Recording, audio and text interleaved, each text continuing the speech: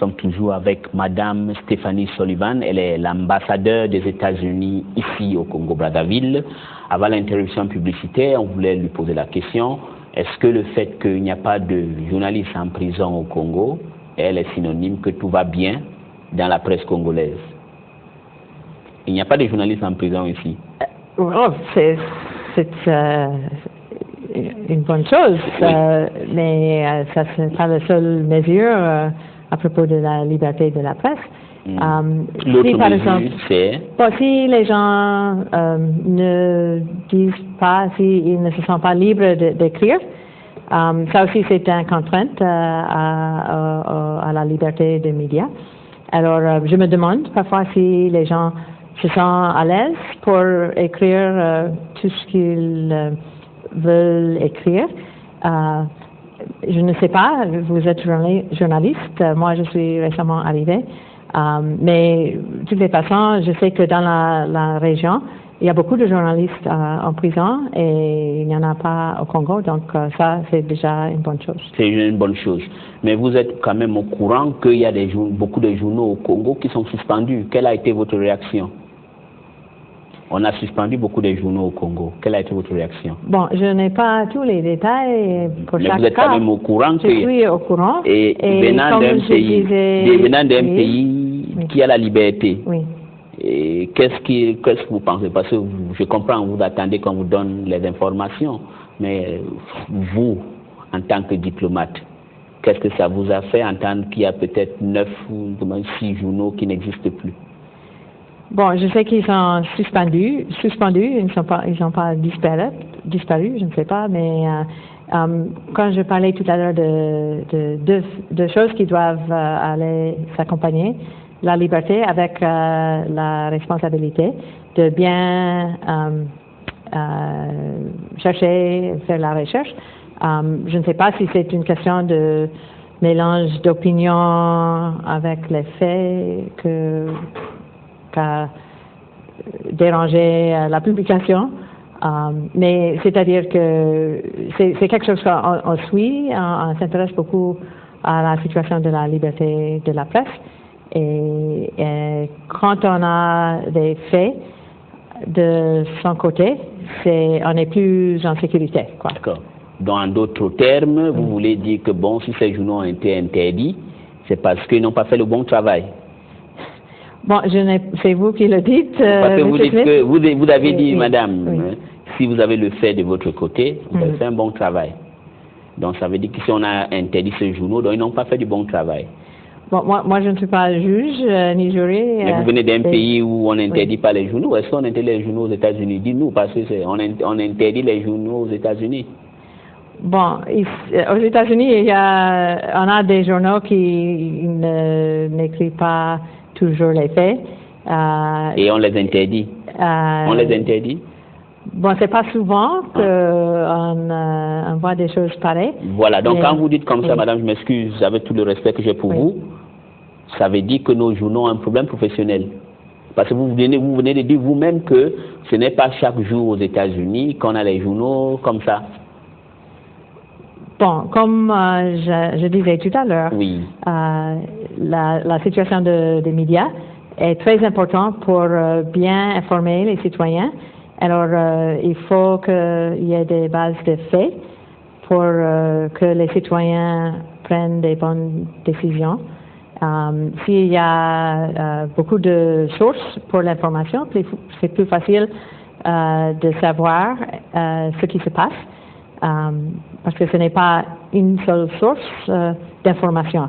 Alors je trouve qu'ici, avec beaucoup de sources d'information, ça facilite les choses, mais c'est très important aussi de séparer les opinions des faits, comme j'ai dit tout à l'heure. Je comprends. Oui. Je veux revenir sur ça, mais avant que je ne revienne sur ça, je vais vous poser une autre question que les gens posent. C'est le sommet qui va avoir lieu aux États-Unis. La question que beaucoup de gens posent est simple, mais pourquoi se fait-il que M. Obama a attendu vers la fin de son mandat pour organiser un sommet si important? Notre président Barack Obama s'intéresse beaucoup à l'Afrique, comme ses prédécesseurs aussi, en fait. Mais George Bush, il est venu la maintes fois en Afrique. si le Soudan aujourd'hui est indépendant du Sud, c'est grâce aux républicains, mais on ne voit pas le même engouement avec le gouvernement démocrate au pouvoir aujourd'hui. C'est-à-dire, pourquoi est-ce que je n'ai pas bien suivi la question? Vous dites que votre président aime beaucoup l'Afrique. Oui. C'est bien beau. Oui. Mais on ne voit pas dans l'actu, en effet, ce qu'il fait pour aimer l'Afrique. Parce que, je vous donne une comparaison, oui. Peut-être pas vous n'allez pas peut-être aimer parce que j'imagine que vous devez être démocrate, mais pendant George Bush a lancé un programme pour lutter contre les MST et le sida, environ 15 milliards de dollars, si mes chiffres sont bons. Mais Barack Obama, on n'a pas encore vu ce qu'il a fait. Et la grande question est ceci. Il va vraiment à la fin de son mandat, il organise un congrès, une réunion avec les chefs d'État africains. Les gens disent que ça ne sert à rien. Bon, merci pour l'opportunité d'exposer un peu des initiatives oui, ça de la serait une bonne Maison-Blanche. chose. Oui, oui. Il y a l'initiative, je dirais que le thème de cette réunion avec les chefs d'État africains, notre chef d'État, c'est investir dans la prochaine génération. C'est une sorte de bongui pour réunir... Vous êtes vraiment congolaise, une sorte de bongui.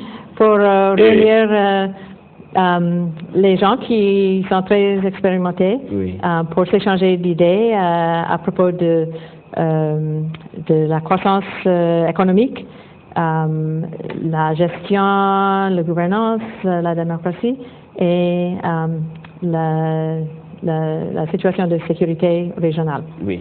Donc, y compris, il y a plusieurs initiatives qui sont déjà en marche. Il y a des initiatives du côté de sécurité alimentaire, d'énergie, électricité dans le continent. Il y a des choses qui s'agit de la formation des jeunes leaders, YALI, les jeunes leaders africains, donc pour établir un réseau entre les gens de pays différents qui auront l'occasion de rendre visite aux entreprises aux États-Unis. Ça va stimuler l'innovation et l'échange d'idées sud-sud, si vous voulez, entre eux. Donc, ça, c'est quelque chose que le président Barack Obama a annoncé lors de sa visite en Afrique du Sud l'année passée. Et bon, c'est vrai que c'est son deuxième et dernier mandat, mais c'est-à-dire que ce n'est pas seulement une seule personne qui travaille là-dessus. Comme lui-même il a dit, les institutions sont plus fortes que les personnes. Même chez nous, il y a beaucoup qui travaillent sur le dossier. Et c'est une grande occasion historique qu'on n'a jamais fait aux États-Unis d'avoir une telle réunion avec tant de chefs d'État africains. Donc, je trouve que je pense que c'est le bienvenu et on s'attend beaucoup à cela. Vous attendez beaucoup à cela. Mais vous savez, madame, que vous n'avez pas répondu la bonne question en me disant que il est à la fin de son mandat. Mais c'est là où il décide d'organiser ça. Est-ce que ce n'est pas parce que il avait beaucoup de problèmes, il voulait d'abord résoudre son problème interne, et puis l'Afrique est venue en dernière place dans son agenda? Bon, ce n'est que 2014 maintenant, ce n'est pas demain qu'il va quitter. Il a travaillé là-dessus, son équipe travaille là-dessus. Il y a le secrétaire d'État qui est actuellement en voyage en Afrique.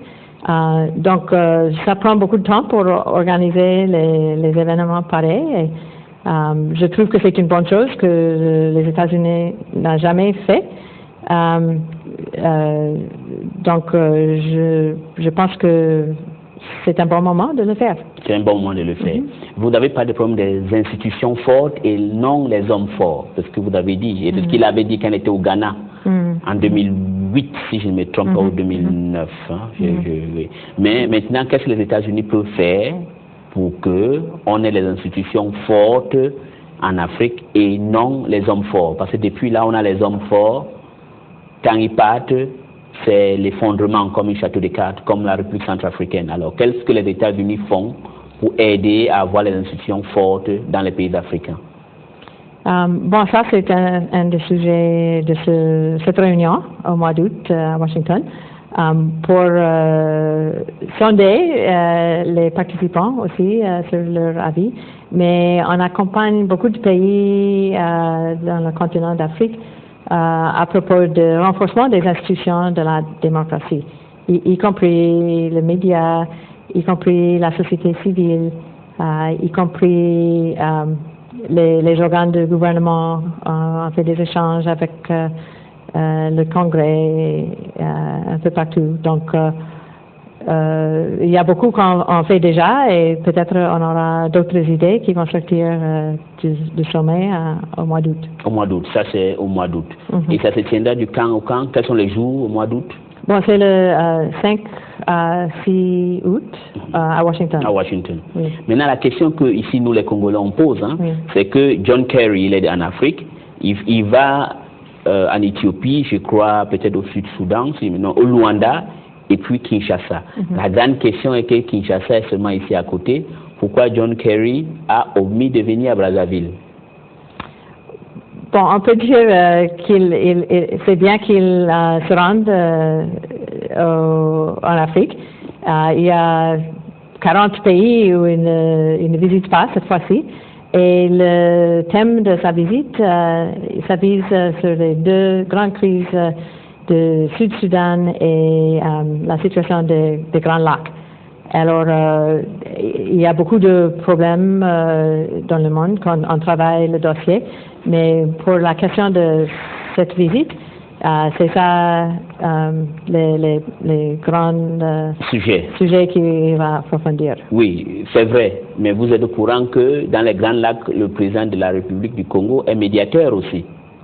Et est-ce que vous pouvez expliquer aux gens qui comprennent qu'il vient, il ne vient pas voir le médiateur, mais il s'arrête là où il y a les problèmes, il ne vient pas voir.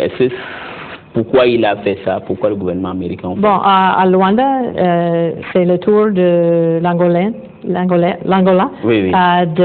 d'avoir le siège de groupe de contact du Grand Lac. C'est pour ça qu'ils seront là-bas. Donc, le jour que ça serait le tour du Congo, et s'il vient en Afrique, il viendra au Congo? Bon, c'est fort possible. Ça serait évidemment une bonne chose, mais entre-temps, ce n'est pas question d'une seule personne, comme le secrétaire d'État, mais c'est un dossier qu'on travaille tous les jours ici entre le gouvernement américain et le gouvernement de la République du Congo. D'ailleurs, on félicite le président de la République à propos de son rôle aussi en RCA pour stabiliser cette situation à côté. Et on appuie aussi les efforts de la MISCA à partir des États-Unis, ensemble avec les autres partenaires multilatéraux et internationaux. Oui, parlons de la MISCA, de la République centrafricaine. Quelle aide concrète que les États-Unis donnent à la MISCA? Bon, je sais que bientôt la MISCA va passer sur Banier ou Nusian, mais quelle aide que les États-Unis ont donnée à la MISCA? Bon, pour la situation actuelle de la RCA, nous avons consacré 100 millions de dollars pour le côté logistique, surtout pour la MISCA, et du côté aussi, on a ajouté aussi du côté humanitaire, parce que c'est une crise humanitaire en même temps. Une crise humanitaire. Oui. 100 millions de dollars pour la MISCA. Oui. Que vous avez donné. Oui. En fait, c'est pour... on a fait le transport de quelques bataillons, les troupes des pays qui contribuent, les troupes. On a fourni des véhicules, radio, d'autres logistiques pour qu'ils puissent bien travailler. Exactement.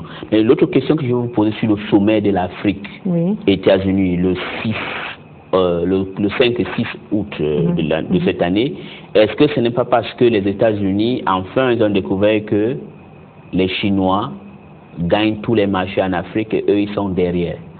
Ils veulent rattraper le temps passé. Bon, vous avez raison que les Chinois sont ici, les Congolais sont ici, les Français, on encourage le partenariat avec beaucoup de pays amis. Est-ce que ce n'est pas la concurrence entre les États-Unis et la Chine qui se fait maintenant, que les États-Unis ont décidé maintenant d'inviter les Africains à Washington? Je dirais qu'on a toujours été engagé avec l'Afrique. Ce qui est nouveau, c'est ce sommet qu'on n'a jamais fait avec les leaders africains, les chefs d'État. Je sais qu'il y a d'autres pays qui l'ont déjà fait. Peut-être quand on dit souvent que l'imitation, c'est la meilleure forme d'appréciation de ce qui se passe. Alors on s'est dit que nous aussi, nous allons approfondir les relations avec nos partenaires africains, avoir un sommet à Washington. Donc, ce n'est pas tellement la concurrence comme vous expliquez, mais c'est plutôt, je pense c'est important pour les pays en développement et en moyen status qu'ils cherchent les amis un peu partout et nous faisons partie de cette équipe d'amis mondiale. Vous faites partie de cette équipe d'amis mondiale. C'est ça. La question que je voulais vous passer sur les institutions fortes. Revenons au Congo. Est-ce que les institutions congolaises sont fortes, comme Barack Obama avait dit en 2008 au Ghana? En fait, ça aussi, la construction des institutions, ce n'est pas seulement au niveau de pierre, mais de processus. Alors, c'est un pays qui est en train de construire les institutions, de améliorer comment ils fonctionnent. Donc, ça, comme la démocratie en général, c'est un chemin, un chantier en progrès. Et je crois que ça avance aussi. Ça avance aussi. Et si vous êtes enseignante de profession, si vous voulez faire une évaluation, vous allez dire que les institutions congolaises, c'est sur 10. C'est 0 sur 10 ou c'est 5 sur 10? Bon, vous le savez, j'étais professeur d'anglais, je n'étais pas professeur des institutions. Donc, je ne peux pas imaginer donner des notes pour une telle chose. C'est bien, mais vous savez que si je ne peux pas aussi, parce que tous les téléspectateurs qui vont vous suivre aujourd'hui vont vouloir avoir votre point de vue et vous avez le droit de donner votre point de vue ou pas. Je sais que vous êtes diplomate.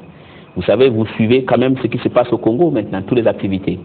Vous suivez les activités congolaises, politico-sociales. Oui. Qu'est-ce que vous lisez dans les journaux beaucoup? Bon, je lis tout ce que tout le monde lit. En particulier, sur le sens politique, qu'est-ce que vous lisez ces derniers moments? On parle beaucoup de quoi? Bon, il y a beaucoup de choses. Comme quoi, par exemple? Internet très actif par rapport aux partis politiques qui s'expriment. Les partis politiques s'expriment sur quoi? Ellie, je pense que vous avez la réponse. Vous cherchez, vous me poussez à... Non, je pense que ici vous devez répondre aux questions. Je n'ai pas de réponse. Si j'avais des réponses, je ne devais pas vous poser, Madame l'ambassadeur. Si j'avais, je ne devais pas vous poser. Je voulais un peu voir aussi, si, comme vous m'avez dit, vous lisez tous les journaux, vous suivez la télé. La preuve, vous avez suivi Pierre Ngolo ici. Ça, vous avez beaucoup aimé les réponses de Pierre Ngolo. Et je vous pose la question, les politiques, là, ils discutent de quoi beaucoup ces derniers moments? Bon, je pense que la discussion fait une grande partie de la démocratie. Et je vais vous aider, madame. Un sujet oui. qu'on discute aussi, l'état de la démocratie ici au Congo. Oui, on discute l'état de la démocratie. Oui. Non, mais les politiques discutent sur quoi? Sur l'état de la démocratie aussi. Les politiques là que vous suivez dans les journaux, bon, je n'ai même pas parlé des journaux ici. Bon, j'étais pas ici pendant le dialogue de Dolisie, mais il y a la suite, il y a des partis qui suivent ce qui se passe après ce dialogue. Mais quand vous n'étiez pas ici sur le dialogue de Dolisie, vos services vous ont quand même fait le briefing de Dolisie quand même. Vous êtes diplomate, vous ne pouvez pas me dire que vous n'êtes pas au courant de ce qui s'est passé à Dolisie. Oui, je viens de dire que suite à cela, c'est un sujet dans les partis politiques discutent, quoi. Ah ouais, quand ils vous ont fait le briefing, ils ont dit que les Dolisie, qu'est-ce qu'ils ont parlé de quoi de Dolisie? Bon, comme j'ai dit tout à l'heure, Bon, la dialogue ouverte, c'est une chose très importante pour la démocratie. Alors, c'est-à-dire, c'est une bonne chose que les partis se communiquent. Et selon vous, les partis ici se communiquent? Parfois, c'est indirect au lieu de direct. Parfois, c'est à travers les journaux. Voilà. Oui. Et vous n'êtes pas au courant de leur sujet. Bon, je peux vous faciliter la tâche. On discute beaucoup sur le problème de la Constitution. Mhm. Alors, qu'est-ce que vous en pensez? Bon, je pense c'est une bonne chose ou une mauvaise chose de parler de la Constitution?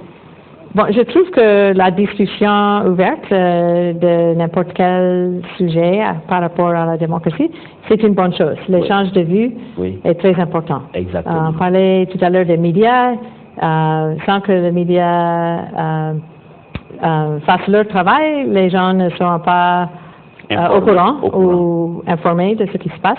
Alors, tout ça, c'est un signe d'une démocratie vibrante. Vitalité de la démocratie. La vitalité. Donc, je suis ça avec intérêt.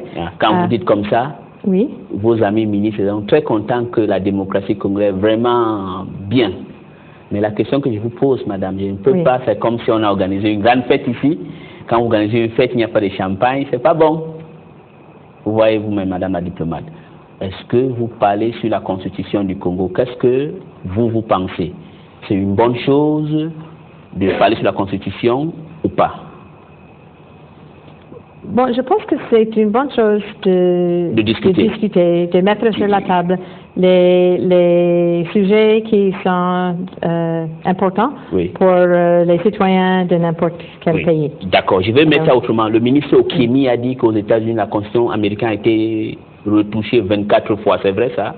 Que la Constitution américaine a été retouchée? On a eu des retouchements, c'est 24 fois? Au long de plus de 200 ans. Oui. Les premiers 10, on appelle ça the Bill of Rights. On a fait ça très vite après qu'on a lancé la Constitution. Les autres amendements ont été faits à travers le temps. Mais le premier amendement de notre Constitution s'agit de la liberté de l'expression. Exactement, ça c'est votre problème. Liberté d'expression, on le connaît très bien. Mais je vous pose la question. Vous avez retouché votre Constitution beaucoup de fois. La Constitution américaine a été touchée beaucoup de fois. Donc vous trouvez normal qu'on retouche la Constitution congolaise, oui ou non? Bon, je trouve que c'est une question que les Congolais doivent se poser. Vous ne voulez pas répondre en tant que diplomate, vous ne voulez rien dire. Ce n'est pas ma constitution à moi. J'ai juré, j'ai prêté serment sur votre constitution. Sur ma constitution. Maintenant, non, madame, dites maintenant comme si vous donnez votre point de vue. Le vôtre a été touché. Donc les nôtres peuvent aussi être touchés, oui ou non? Pour adapter ça à la réalité. Bon, c'est une décision. Non, parce qu'auparavant, voici ce qu'on dit, la constitution avant était une constitution faite après la guerre. Maintenant, le Congo a évolué, le pays est plus stable sur le plan macroéconomique, il y a la liberté d'expression, comme vous avez dit vous-même. Donc, cette constitution, avant là, faisait que le président était comme un roi, il avait trop de pouvoir. Donc, on peut changer. Je trouve que les Congolais ont une grande opportunité de commencer à établir une tradition de transition démocratique pacifique. En d'autres termes, on peut retoucher cette constitution. C'est une transition aussi. Oui ou non? Bon, c'est-à-dire que je suis observateur, je ne suis pas joueur sur le terrain. Mais bon, vous aimez le football, mais souvent vous pouvez donner votre point de vue, vous pouvez pronostiquer sur un match de foot. Bon, je ne suis pas venue pour faire la pronostication. Vous ne pronostiquez pas. Oui. Bon, je comprends que vous ne voulez pas répondre à cette question. Mais sur la liberté, vous êtes content que la liberté de presse au Congo est bien, mais elle doit s'améliorer. Bon, comme vous avez dit, il y a beaucoup de médias. Oui. Je pense que, comme moi, j'aime toujours travailler mieux. Ça, c'est aussi quelque chose, les médias peuvent mieux travailler. Et quand je parlais tout à l'heure de chantier en progrès, au niveau macro du pays, il y a des choses qu'on essaie de s'améliorer pour arriver à une destination qui est toujours lointaine, peut-être. On se pousse pour s'améliorer, même chez nous, dans notre pays, dans notre démocratie. D'accord. Je vais vous poser 2 questions. Il y en a beaucoup de questions. On ne peut pas tout vous poser. Il y a certains. Fredo Abdo, il a dit: je suis exilé congolais résident à Kinshasa. Quel est votre point de vue, ou le point de vue du gouvernement américain, sur la situation des droits de l'homme au Congo? Bon, c'est un sujet qui fait partie du terrain, si vous voulez, dans une démocratie. Alors, on suit avec intérêt ce climat. Je sais que le Congo s'associe avec la Déclaration universelle des droits de l'homme. Alors, quand il y a un média libre, on peut avoir des informations à propos de s'il y a des choses qui peuvent s'améliorer dans ce domaine. Moi, j'ai pas tellement d'informations de Congolais à l'extérieur qui ne se sentent pas le bienvenu ici. D'accord. Il y a une question où vous ne voulez pas répondre, mais il y a un certain monsieur Lopez Martini qui dit: quel est le point de vue du gouvernement américain sur le projet de la modification ou changement de la constitution au Congo? Bon, je pense qu'on vient de traiter ce sujet. C'est un internaute qui a posé, donc je me suis dit je vais vous poser aussi. Pas de réponse. La réponse, c'est que le Congo a une grande opportunité de commencer à établir une tradition de transition démocratique. Pacifique. Exactement. Oui. Et Tony Loya pose la dernière question que je vais poser avant la conclusion. Quelles sont les perspectives de coopération bilatérale entre nos 2 pays, dont entre le Congo et les États-Unis? Bon, c'est une très bonne question. C'est très robuste du côté de la croissance économique, du côté de sécurité régionale, du côté de gouvernance et participation des citoyens dans la vie civique.